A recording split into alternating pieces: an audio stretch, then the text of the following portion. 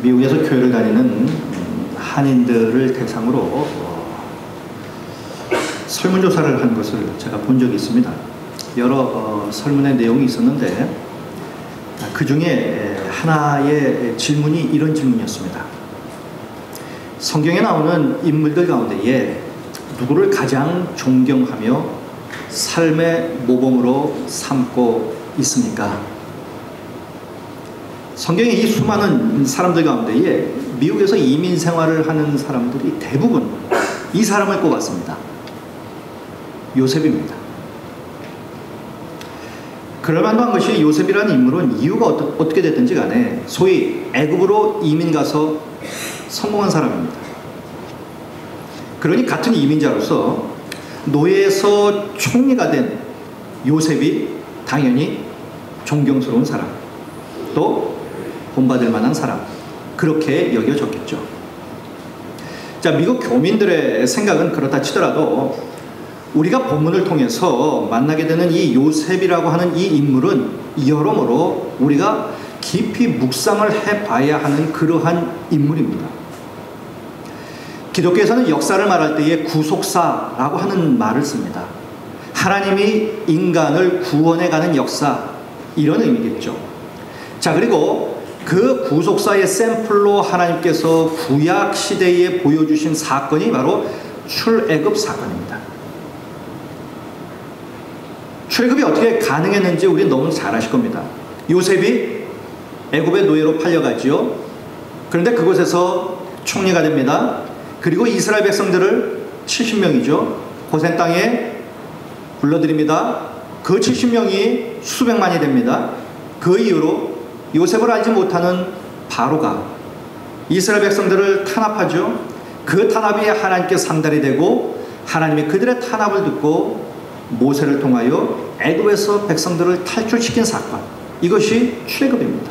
자, 이렇게 보면 출애굽이라고 하는 것은 구원의 사건입니다. 이 구원의 사건에서 요셉이라고 하는 사람은 구원사의 다리의 역할을 하는 아주 중요한 그러한 인물입니다. 자, 그럼 하나님은 이렇게 성경적으로든 신학적으로든 이렇게 중요한 인물, 이 요셉을 통하여 우리에게 하시기를 원하시는 말씀은 도대체 무엇이겠는가 하는 거예요. 오늘 본문의 말씀은 우리가 성경적으로 보면 족장시대의 끝부분입니다. 그러니까 이 요셉의 사건이 끝나면 족장시대가 끝이 납니다. 자, 그런데 바로 이 족장시대의 끝부분에 아주 중요한 사건 하나가 일어납니다. 그 사건이 뭐냐면 야곱이 죽는 겁니다. 이 야곱이 죽은 사건은 정반대의 두 가지의 의미를 갖고 있습니다. 먼저 요셉의 입장에서 아버지가 죽은 이 사건은 무엇을 의미합니까?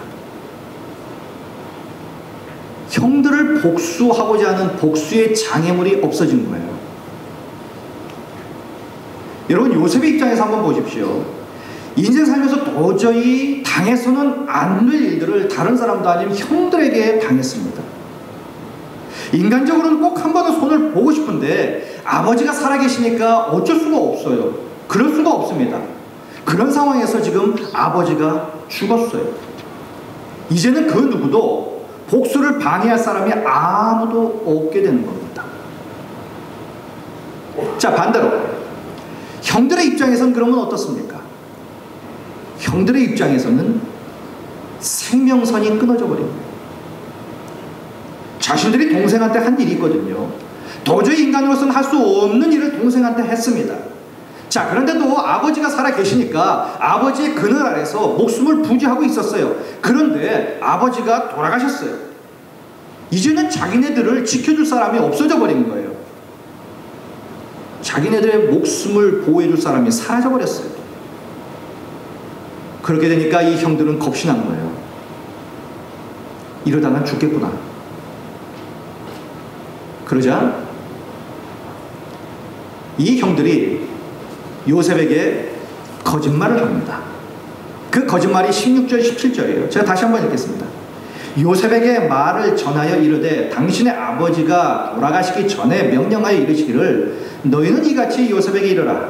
내 형들이 내게 악을 행하였을지라도 이제 바라건대 그들의 허물과 죄를 용서하라 하셨나니 당신 아버지 하나님의 종들인 우리 죄를 이제 용서하소서. 무슨 말입니까? 아버지가 살아생전에 우리에게 뭐라고 말했냐면 우리를 용서해 주라고 말했다는 거예요.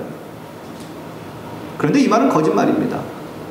야곱은 살아생전에 이런 말을 남긴 적이 없어요. 창세기 48장 49장 보면 요셉이 이제 자기의 아들 한 사람 한 사람을 불러서 다 축복을 합니다.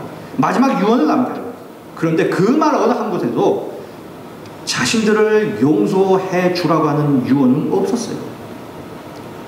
뿐만 아니라 이것도 마음에 안 놓이니까 18절에 보니까 형들은 요셉을 직접 찾아와서 무릎을 꿇고 목숨을 구걸합니다. 그의 형들이 또 친히 와서 요셉의 앞에 엎드려 이르되 우리는 당신의 종들이니다.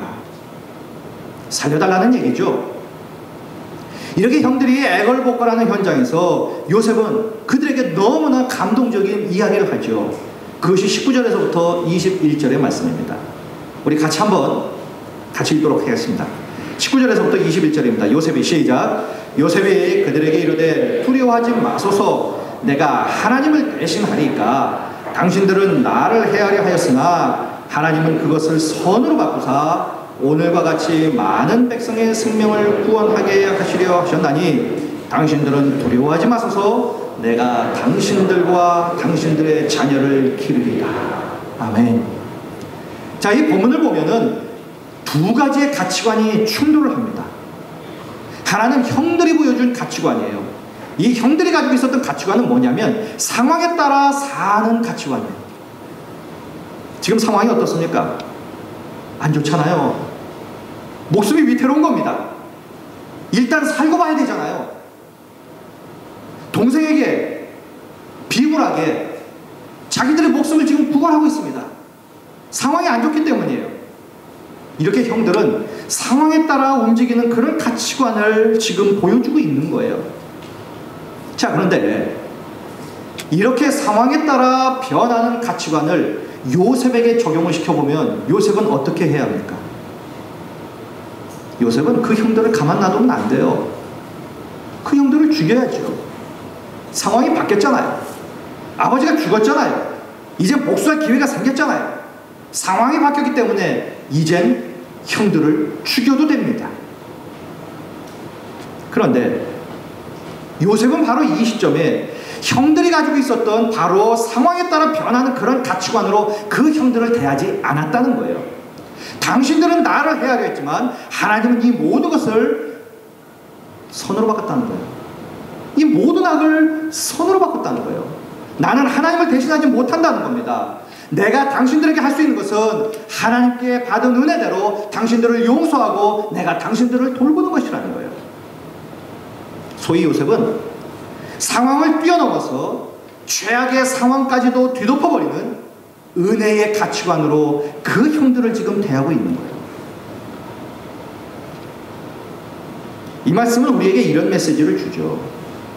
우리 역시 변화하는 세상에 따라 살지 말고요, 그 상황보다 더 크신 하나님을 바라보고 살라는 거예요. 그래서 하나님에게 받은 것으로 내가 사람 판단하려고 하지 말고 판단은 하나님의 몫이니 하나님께 맡기고 내가 하나님으로 받은 그 사랑과 은혜를 가지고 내가 판단하려고 하는 그 사람들 용서하고 그 사람들 돌보며 살라는 거예요. 자, 우리 역시 살다 보면 사람들과의 이 관계 속에서 요셉이 당한 일들은 아니지만 그만큼 속상하고 괴로운 일들을 만날 때도 있습니다. 하지만 오늘 이 말씀의 근거에서 하나님께서 요셉에게 요구하시는 그 모습으로 우리도 그렇게 살았으면 좋겠습니다. 자, 그런데 오늘 본문을 보면 이보다 더 본질적인 질문을 우리에게 합니다. 그리고 그 질문에 대한 답을 우리에게 줍니다. 그것이 뭐냐면 신앙이라고 하는 것이 과연 무엇이냐 하는 거예요. 신앙이라고 하는 것이 과연 무엇이냐. 오늘 보면 20절에 보면 이렇게 말합니다. 당신들은 나를 헤아려 하였으나 하나님은 그것을 선으로 바꾸시고 오늘에 이르게 하셨다는 거예요. 이것은 너무나 감동적인 요셉의 신앙 고백과도 같은 말입니다. 당신들은 나를 헤아려 했지만, 지금 요셉은요, 그 옛날을 회상하면서 그 형들에게 지금 이야기하고 있습니다. 그 옛날 아버지의 심부름을 하기 위해서 형들에게 갔는데 갑자기 형들이 자기를 포박합니다. 그리고 웅덩이 아래로 밀어 넣습니다. 떨어뜨려요. 그리고는 돈을 받고 아라비아 상인들에게 자신을 팔아버립니다. 그 어린 나이에 포박당한 채 전혀 모르는 사람들에게 끌려갑니다. 점점 멀어져가는 그 형들의 모습을 보면서 요셉은 도대체 어떤 생각을 가지고 있었을까요? 한 번도 해외 구경하지 못했는데 형들 때문에 이런 식으로 내가 해외 구경하는구나, 이렇게 생각을 했을까요? 아니면 어떻게 형들이 나에게 이럴 수가 있을까? 내가 만약 한 번 더 형들을 본다면 내가 저 형들 가만두지 않을 거야. 내가 다 죽여버릴 거야. 이런 마음 아니었을까요? 자, 그때는 그랬는데, 그때는 미칠 것 같고, 그때는 죽이고 싶을 만큼 분노했는데, 그런데 지나고 놓고 보니까 다 하나님의 은혜였다는 겁니다. 지금 이 얘기를 하는 거예요. 여러분, 이것은 대단히 중요한 얘기입니다. 우리가 살면서 어떤 사건을 봅니다. 그럴 때에 우리가 어떤 시각으로 보고 그 사건을 어떻게 해석하느냐, 이것은 대단히 중요합니다. 이것은 우리에게 신앙적인 해석의 기준을 우리에게 제공해 줍니다. 삶을 어떻게 살 것인가 라고 하는 기준을 제공해 주는 거예요. 나의 삶을 하나님이 주신 신앙의 눈으로 해석하는 것, 이것은 너무나 중요한 것이에요. 자, 그런데 문제는요, 이런 거예요. 당신들은 나를 헤아려 했지만 하나님은 이 모든 악을 선으로 바꾸셨다는 거예요. 그럼 여기서 악은 뭡니까? 노예로 팔아먹은 것이죠. 자, 그렇다면 선은 무엇입니까? 노예였는데 총리가 되었다는 거예요. 그때는 미칠 것 같았는데, 그때는 죽이고 싶었는데, 이제는 좋아졌다는 거예요. 이제는 모든 것이 은혜라는 것입니다. 자, 이런 상황에서 지금 형들이 요셉에게 와서 애걸복걸합니다. 누구에게 찾아왔습니까? 요셉에게 찾아왔습니까?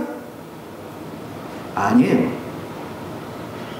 지금 형들은 동생 요셉에게 찾아온 것이 아니라 총리를 찾아온 거예요. 총리를. 왜냐하면 만약 요셉이 이 당시까지도 노예로 있었다면 과연 형들이 요셉에게 와서 과거의 자신들의 일을 용서해달라고 할까요? 안 할 거예요. 총리이기에 그들은 와서 용서를 구합니다. 여러분, 이것이 사람의 인간이에요. 우리가 신앙생활하면서 하나님께 많은 것을 기도합니다. 그런데 우리가 하나님께 드리는 기도의 제목들을 보면 내가 그리스도인이지만 기독교가 아니라 다른 종교를 갖고 있는 사람들이 하는 그 기도 제목으로 하나님 앞에 기도하지 않습니까? 대부분이. 때로는 그런 기도를 해도 요셉처럼 하나님께서 100% 주시기도 합니다. 그런데 많은 사람들은 그것과는 상관없이 생을 마치기도 해요. 어떤 사람은 이런 생각도 합니다. 왜 이렇게 지질이도 내가 남편 복이 없어서 평생 이렇게 애를 끌다가 죽느냐? 여러분, 신앙이라고 하는 것이 내가 원하는 대로 최상의 가치, 다시 말씀드리면 악이었는데 지나고 보니까 선이었어. 그래서 모든 것이 다 하나님의 은혜야. 상황적으로 항상 이렇게 되면 좋겠는데 안 그런 거예요. 여전히 고난 중에 고난은 계속되고 있고, 여전히 갖고 싶은 것은 있는데 그것을 갖지 못하고 죽는 사람들이 얼마나 많은 거예요. 자, 그렇다면 도대체 신앙은 뭡니까? 도대체 신앙이라고 하는 것은 도대체 무엇입니까? 우리가 잘 아시는 영화 쉰들러 리스트가 있죠. 그 쉰들러 리스트 그 영화를 보면 포로 수용소의 소장이 나오죠. 괴처라고 하는 소장이 나옵니다. 이 사람은 한마디로 말하면 성격 파탄자입니다. 유대인에 대한 징후로 가득 차 있는 사람이에요. 그래서 유대인만 보면 총질을 해야 됩니다. 가만히 놔두질 못해요. 죽여야 직성이 풀리는 사람이에요. 그는 포로 수용소 소장입니다. 그 힘이 있고 권력이 있고 권한이 있어요. 자, 이런 괴짜 소장에게 어느 날 주인공 쉰들러가 와서 이런 얘기를 하죠. 진정한 힘이라고 하는 것은 나에게 사람을 죽일 수 있는 힘과 권한이 있을 때에 그 사람을 죽이는 것이 아니라 그 힘과 권한을 가지고 그 사람을 살리는 것이 진정한 힘이다. 지금 요셉은 어떤 사람입니까? 대제국 애굽의 총리입니다. 사람을 살리기도 하고 죽일 수도 있는 그런 힘과 권력과 권한을 가지고 있는 사람이에요.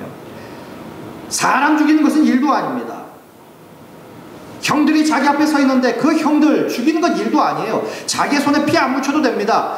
눈 하나 깜빡해버리면 밑에 있는 사람들이 알아서 소리도 없이 다 처리해버려요. 살리기도 하고 죽이기도 합니다.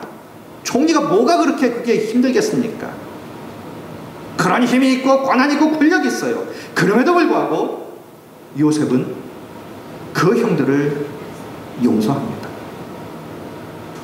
자, 그런데요, 제가 이 설교 준비를 하고 묵상을 하면서 제가 엉뚱한 생각을 하나 했습니다. 그것은 뭐냐면, 과연 이 요셉이 형들을 용서했는데 이 용서가 거짓된 용서는 아니냐는 거예요. 위장된 용서는 아니냐는 거예요. 지금 애국 궁궐 안에 총리의 관심이 있어요. 그게 뭐냐면, 총리가 그 옛날에 자기를 노예로 팔았던 저 형들을 과연 죽일 거냐 살릴 거냐, 이것이 지금 애국 궁궐의 총리의 관심사예요. 모든 사람들이 지금 요셉을 쳐다보고 있는 겁니다. 야, 우리 총리가 죽일까 살릴까?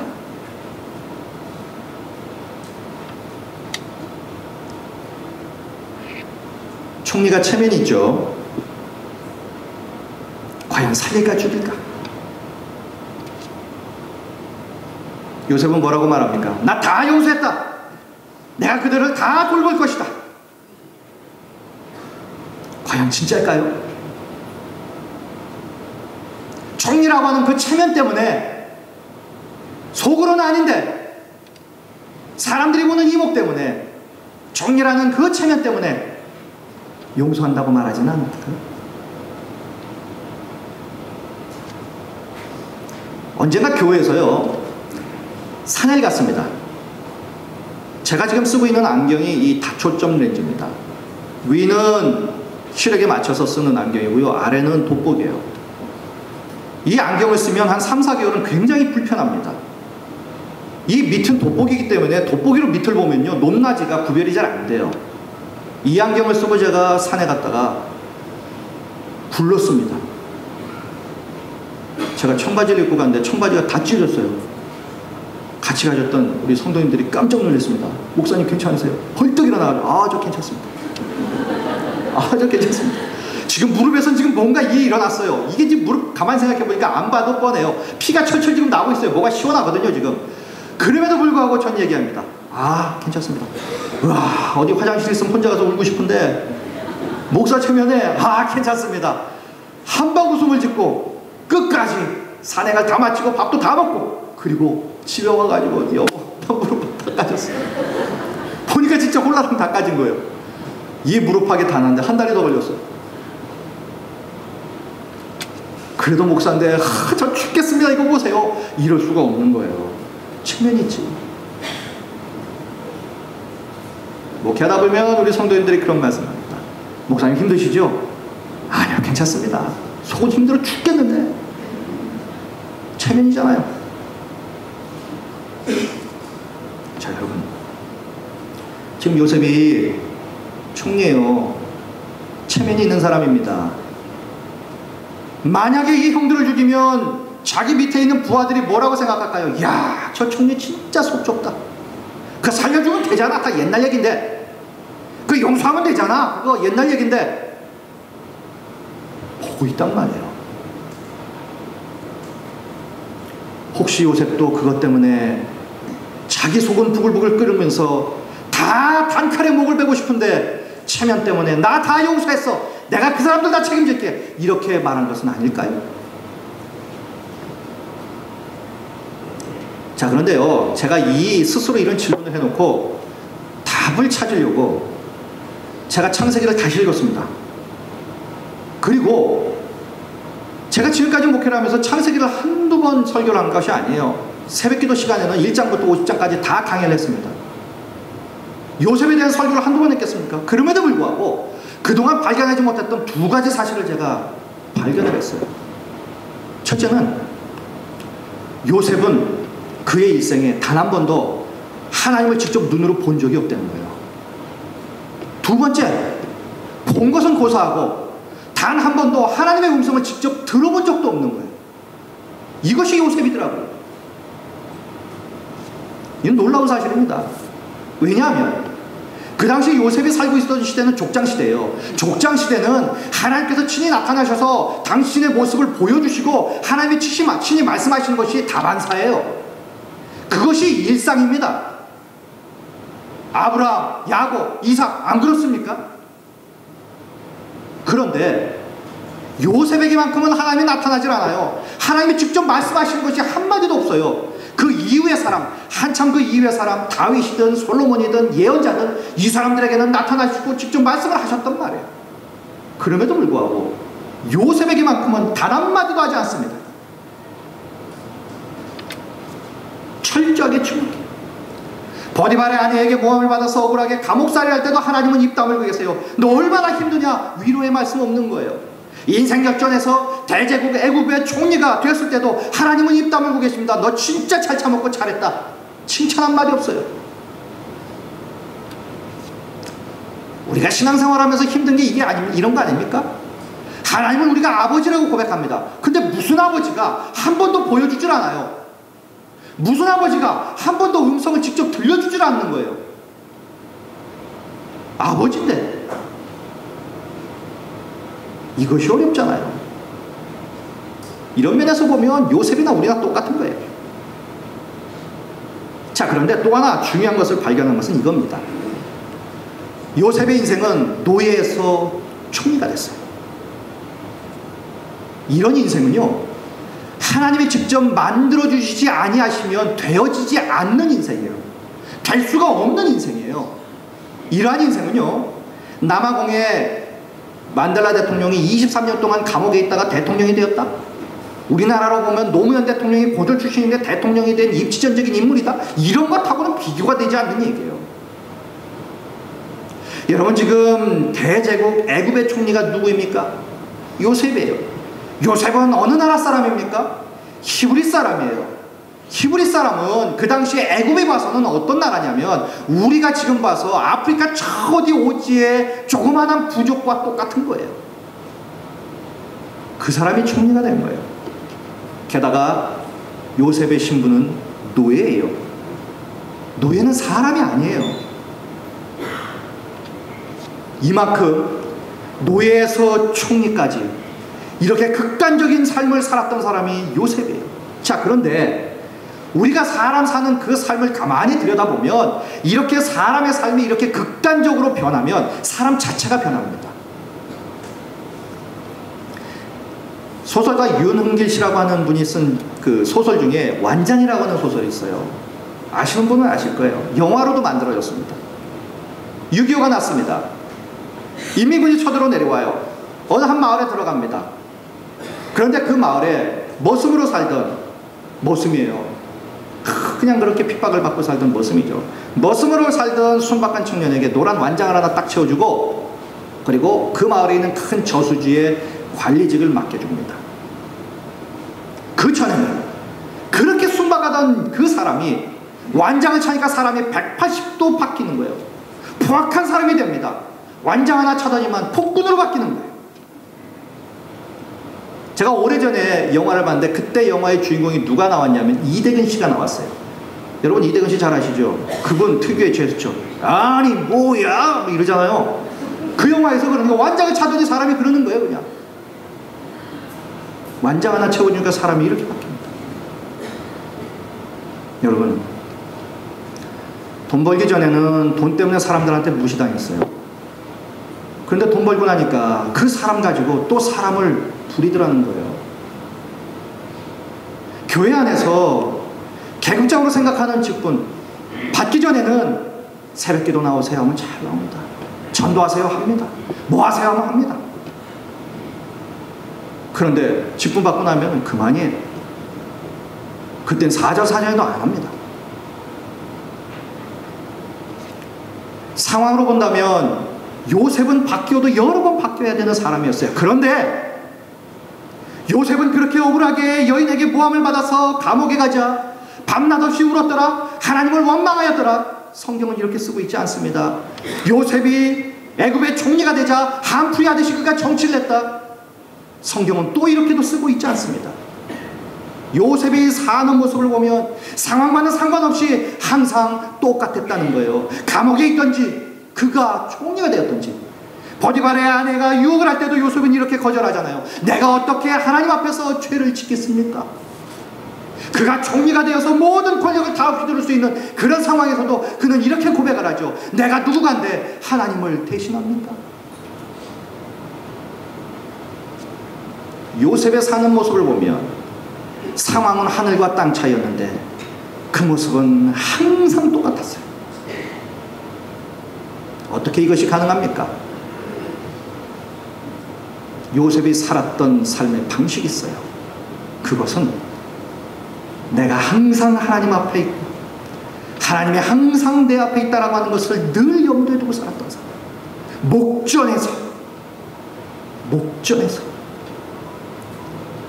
하나님 목전에서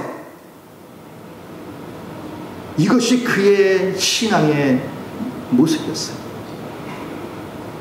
여러분, 이것이 신앙인 거예요. 앞서 제가 질문을 드렸죠. 과연 신앙이라는 것이 무엇이냐? 이거예요. 그럼 어떻게 하나님 앞에서 사느냐?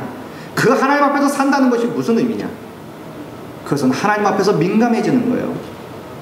그런데 우리가 무슨 일을 결정할 때 보면요, 하나님은 항상 뒷전입니다.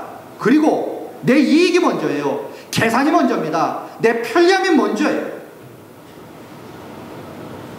미국 리치몬드에 있는 조그마한 교회가 하나 있었는데 존 맥스웨일이라고 하는 목사님이 거기서 목회를 하고 있었어요. 어느 날 서재에서 설교 준비를 하고 있는데 문소리가 나서 밖에 나가 보니까 병석에 완연한 실직한 페인트공이 왔어요.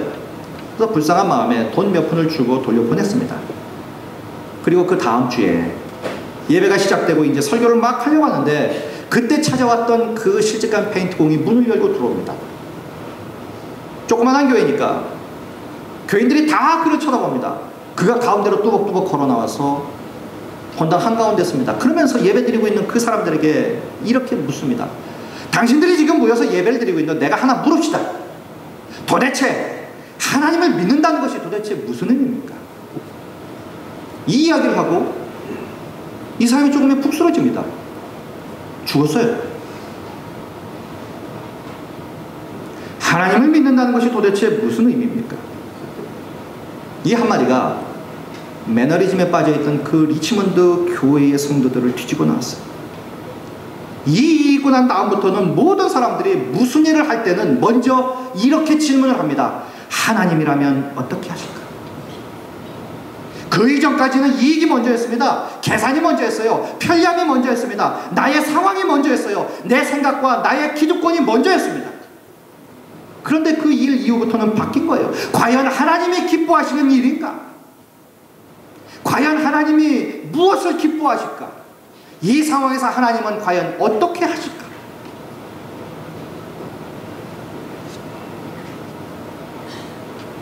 분명한 것은 하나님은 우리보다 크신 분입니다.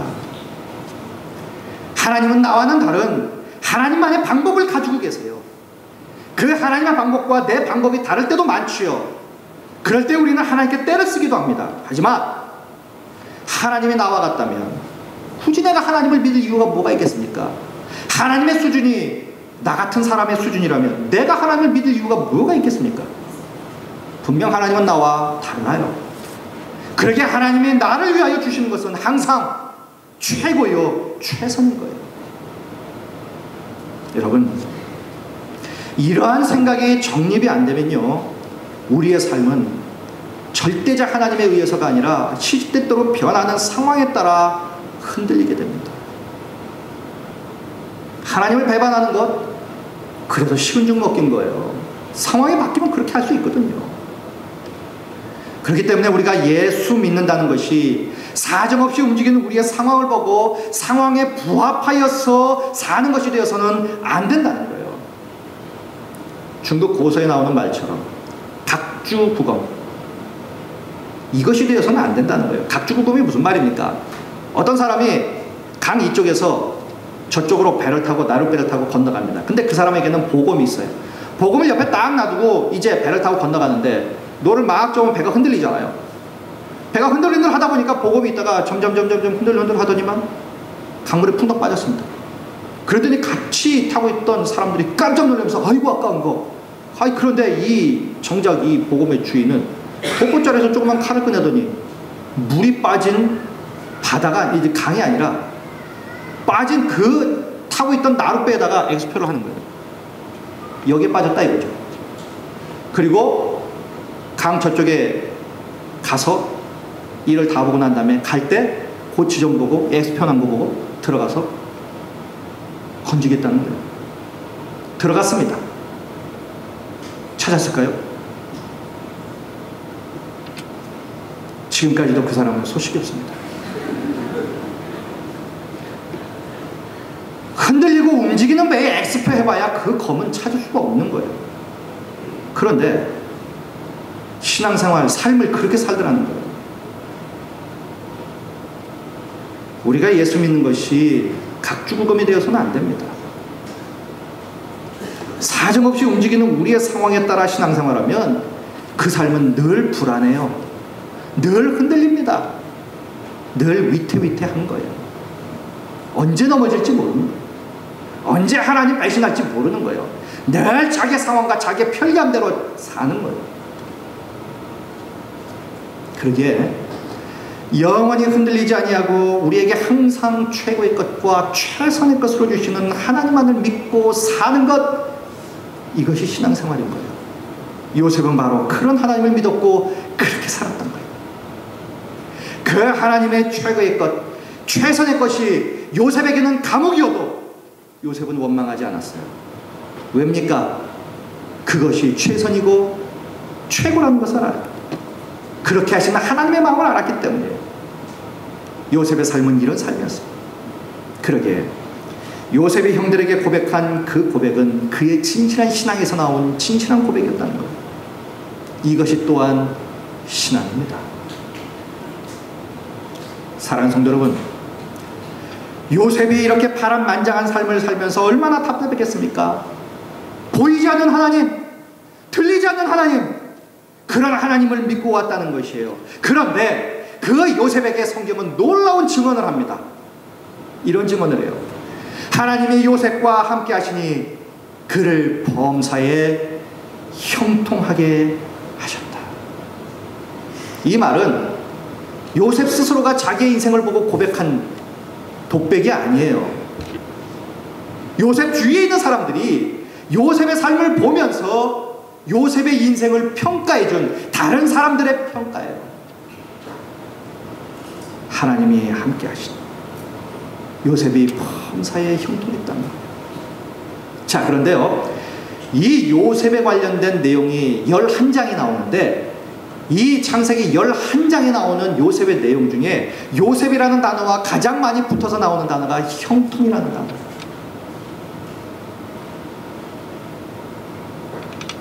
사랑하는 성도 여러분, 우리들은 신앙생활하면서 하나님이 일하시는 방법에 우리 시야를 맞출 줄 알아야 합니다. 하나님은 내 생각대로 만드는 그런 하나님이 아니에요.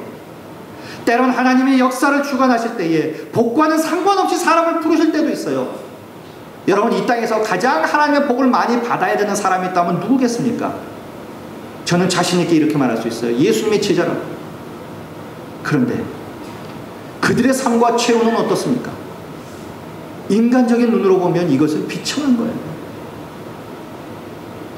인간적인 생각으로는 이해가 되지 않는 삶입니다. 때로 하나님은 인물을 위해서 그런 방법으로 사람을 부르시기도 합니다. 우리의 생각에는 말도 안 되지만, 그러나 그 말도 안 되는 것이 그 사람에게는 최고고 최선인 거예요.